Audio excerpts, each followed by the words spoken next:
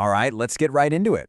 Today, we're going to uncork the story of a wine that so many of us know and love, Argentinian Malbec.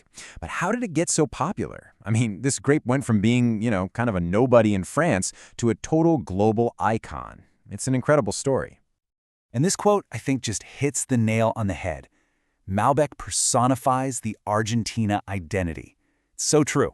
We're not just talking about a drink here. This grape is basically Argentina's ambassador to the world.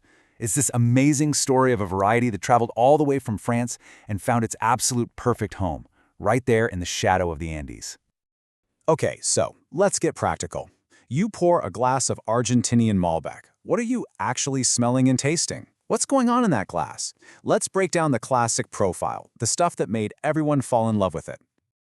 Okay, look at this. You've got these big, ripe fruit smells. Think plum, blackberry, and maybe even a hint of something floral, like violets. And the taste? It follows right along, just this explosion of rich fruit. But here's the kicker, the thing everyone talks about, the texture. It's got this full body, but the tannins are so soft, so velvety. It's powerful, for sure, but it's also incredibly smooth. So, how does it do that? What's the secret sauce? Well, the secret isn't just one thing. It's a place. The answer, the key to understanding Malbec, is all wrapped up in one single super important word in the wine world: terroir.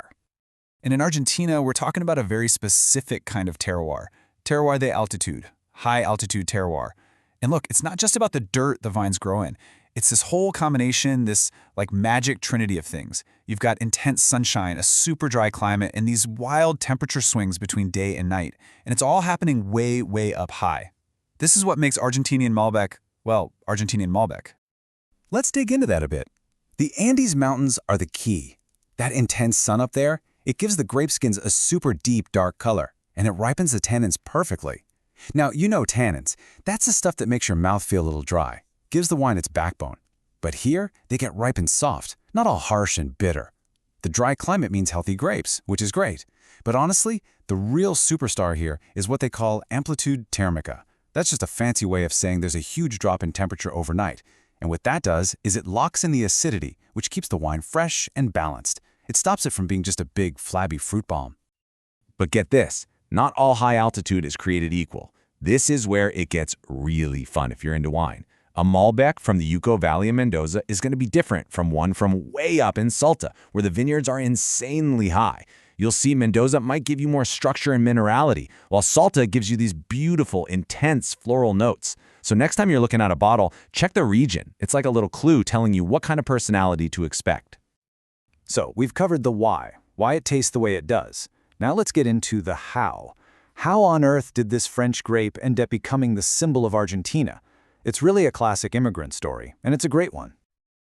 Back in France, Malbec was called Côte, and it was kind of a second-string player. It was a bit finicky, didn't like the frost. But then, in 1853, a French guy named Michel Pouget brings it over to Argentina, and boom, it just found its happy place. It absolutely thrived there.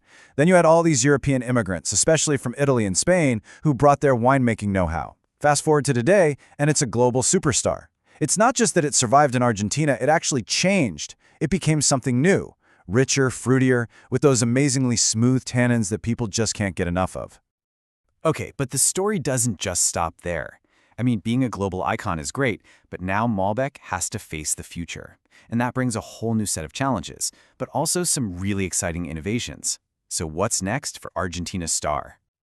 Yeah, it's really a two-sided coin right now. The challenges are real. You've got climate change, which is a huge threat to these perfectly balanced vineyards. But the response? It's been incredible. Winemakers are getting smarter, using things like precision agriculture, finding new clones, and they're doubling down on sustainability. Things like managing water and protecting the local environment. They're not just trying to survive, they're actively trying to push the quality even higher. So, what does this all mean for you when you're just enjoying a glass of wine? It means that what's in your glass is more than just fermented grape juice. It's an entire story, a story of survival, of adaptation, and of this incredible connection between a humble grape and its perfect home, way up high in the Andes. And that really leaves us with this awesome question to think about, right? What's next?